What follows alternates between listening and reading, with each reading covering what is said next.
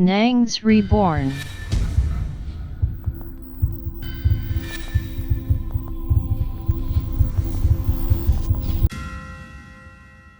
Waouh! Bonjour le bon, comment allez-vous? Si vous allez bien, c'est extraordinaire. Nous nous retrouvons pour des témoignages. Deux témoignages hors du commun de cette vidéo. C'est un truc vraiment terrible. Regardez. Est-ce que vous voyez ça? Ha! Une personne va nous dire comment une grand-mère qui venait de faire un accident s'est retrouvée plus tard devant leur véhicule alors que et ils croyaient que la grand-mère qu'ils ont déposée à l'hôpital se trouvait toujours là-bas. Donc la grand-mère qui a eu un accident, qui s'est déposée à l'hôpital, là, ils l'ont revue quelques temps après devant eux. C'est quel genre d'histoire ça? J'ai envie de tout découvrir avec vous. Écoutons. Je voulais raconter l'histoire de la grand-mère de l'Axelou, la revenante, que moi-même j'ai vécue. Je me rappelle à l'époque, j'avais un gars avec qui je sortais qui était médecin. Il vivait à Yaoundé. Moi, j'ai toujours été à Douala. J'ai été à Yaoundé quelques fois, mais moi, j'ai toujours été à Douala. Donc, pour qu'on se voit, soit j'allais à Yaoundé, soit il venait à Douala, ou bien on se retrouvait dans une autre ville. Donc, le truc, c'est que je suis allée donc à Yaoundé. J'ai passé une journée là-bas et on était censé partir à Kribi le vendredi, après le boulot, lorsqu'il aurait fini le boulot. Le gars a un peu traîné là et tout. Et tu sais que là, sur l'eau Yaoundé Kribi, c'est trop long comparé à Douala Kribi. Je lui disais que mais il est dans 15 heures, on va prendre la route dans la nuit. Il me dit qu'on m'avait fait comment, il faut que je me libère vite, c'est vendredi et puis on va. Donc quand il a fini au bureau, on a directement pris la route. Nous sommes arrivés avant Edea, quelque part avant Edea. Nous sommes arrivés, on a trouvé un accident extrêmement mortel. Un accident très grave. On a le réflexe de tout médecin. Quand le gars a vu, le premier réflexe était d'aller secourir les gens. Quand je vous dis que c'était un carnage, les gens étaient découpés, il y avait du sang partout et tout. Donc il arrive, il trouve une grand-mère qui avait la tête ouverte. Elle était avec ses petits-fils. Donc, ils appelaient à l'aide et tout. Bon, il a vu la vieille dame. Il a décidé d'aller secourir la vieille dame. On avait un véhicule, c'est lui qui conduisait. Moi, j'étais devant. Il est entré avec la grand-mère et ses deux petits-fils derrière. Vu que Edea n'était pas loin, le centre-ville Edea n'était pas loin, il a conduit jusqu'à l'hôpital régional. Je ne sais pas si c'est l'hôpital régional d'Edea, mais l'hôpital qui est juste à la descente là, après la station. Nous sommes descendus avec la grand-mère là-bas. La tête était complètement ouverte. Finalement, la grand-mère est décédée.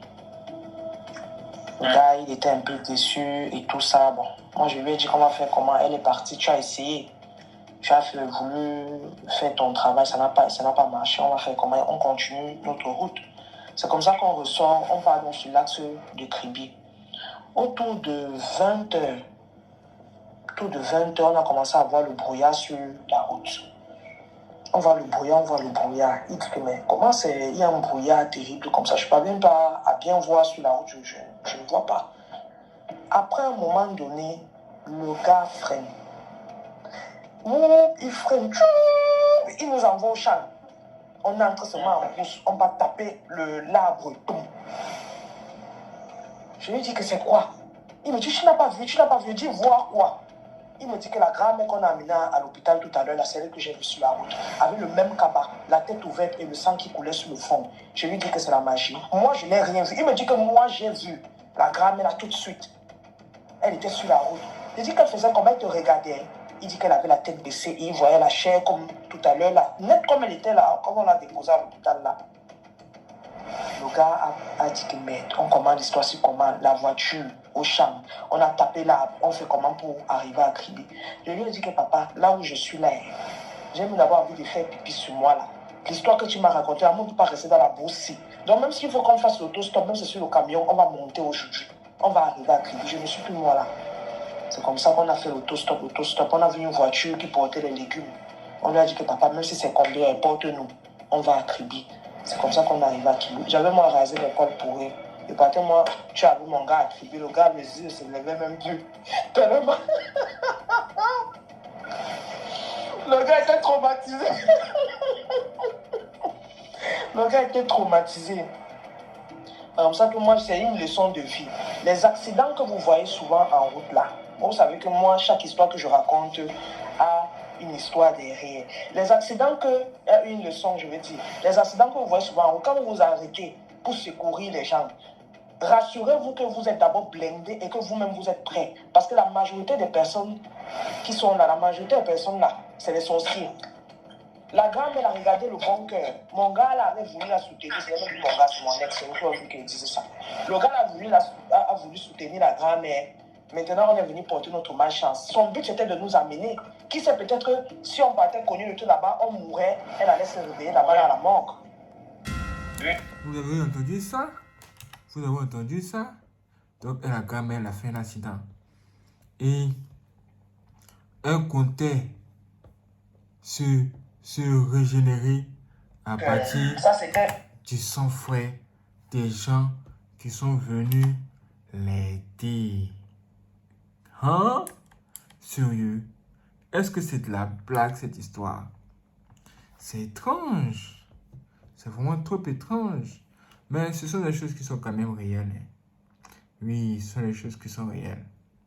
Elle a dit quelque chose de très important. Elle a dit que la plupart des gens qui font accident là, la plupart des gens que vous voyez, les gens ont dit, il y a un cas qui a fait un accident, les gens sont blessés, tout ça. C'est la plupart de ces gens là. Je dis bien la plupart de ces gens là. On nous dit que la plupart sont des sorciers. Ça me rappelle un jour, dans un village, les sorciers ont pris leur avion mystique, ils sont volés. Et ils sont allés faire accident quelque part. Le matin, tout le monde se lève blessé. Tout le monde est blessé. Même le chef du village est blessé. Ah! Qu'est-ce que c'est que ces trucs? Mais si vous pensez que vous avez tout vu, vous n'avez encore rien tout vu ni entendu. Parce que dans ce que nous allons entendre maintenant, nous allons entendre parler des gens qui se transforment en des animaux et qui sortent la nuit. Il y a une personne parmi ces gens-là qui a été percutée par un train. Et après, au village là-bas, on a appris que la grand-mère est décédée. Sérieux? Sérieux? C'est un truc hors du commun. Écoutons ça! Ça, c'était une courte histoire. Je vais entrer dans une deuxième histoire. Il s'agit d'un ami à mon papa qui était chauffeur de train. Il était chauffeur de train et il faisait beaucoup la ligne de Kadouala-Idéa. Un jour, il était en train de conduire son train tranquillement. Il a vu un gros gibier sur la route. Je pense que c'était les petits trains là. Il a cogné le gibier et il allait garer très loin devant. Bon, comme il cogne sur les gibiers, il vient récupérer le gibier pour aller préparer et manger. Il a récupéré le gibier, il est arrivé à Idéa. 2 jours plus tard, il revient et il arrive dans le village. Il voit, il y a une fête qui se passait là, dans le village. Il s'arrête. Il dit qu'il va aussi prendre un peu le vin vite fait là, avant de partir.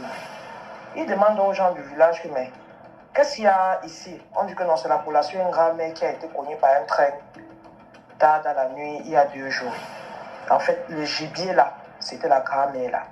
Il y a beaucoup de gens qui se transforment dans la nuit, qui sortent.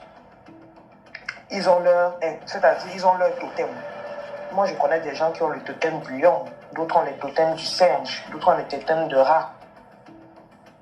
Ils se transforment dans la nuit. Tu tues un rat dans la nuit. Demain, j'entends que le voisin est mort. Donc, il y a des gens qui ont des incarnations d'animaux. Tu les vois comme toi et moi là, on est en train de se voir là. Mais en fait, ils ont leur totem qu'ils utilisent le soir pour opérer. D'autres même, c'est les hiboux. Donc, c'est un peu ça. Hein? En plus, les gens se transforment la nuit. Ah! Tu vas arriver quelque part, on te dit que, oh, le totem là, c'est le crabe. Le gars, lui, ne mange jamais de crabe. Quand il nous dit ça, on dit, c'est vrai, tu ne mets pas de crabe sérieux. Parce que quand nous, on mange crabe, hein. Et toi, tu dis quoi? Alors, il ne nous dit pas la vérité. La vérité, c'est que lui, il se transforme en crabe la nuit. C'est des sorciers. C'est vraiment étrange. En tout cas, vous pouvez me dire ce que vous en pensez en commentaire. Je vous donne rendez-vous le prochain vidéo tout de suite sur Nuance Urbana. C'est parti. Waouh, c'est extraordinaire! Merci les frères et sœurs de regarder cette vidéo. Si vous n'êtes pas abonné, abonnez-vous, activez la cloche et n'hésitez pas à partager cette vidéo à tous vos amis. Et si vous voulez faire des dons pour soutenir Nuance Urbana, dans la description, se trouve un lien où vous aurez nos informations bancaires pour faire les virements bancaires ou bien vous pouvez faire les virements, les dons via PayPal. Dans la description, se trouve aussi un autre lien. Et vous avez aussi la possibilité de faire des dons directement via YouTube Super Fans. Encore merci. Juste en dessous de cette vidéo se trouve. Merci. Quand vous cliquez là-dessus, vous suivez les instructions. C'est extraordinaire. Merci à toutes les personnes qui vont nous soutenir. Et si ce, je vous donne rendez-vous pour la prochaine vidéo. Soyez prêts.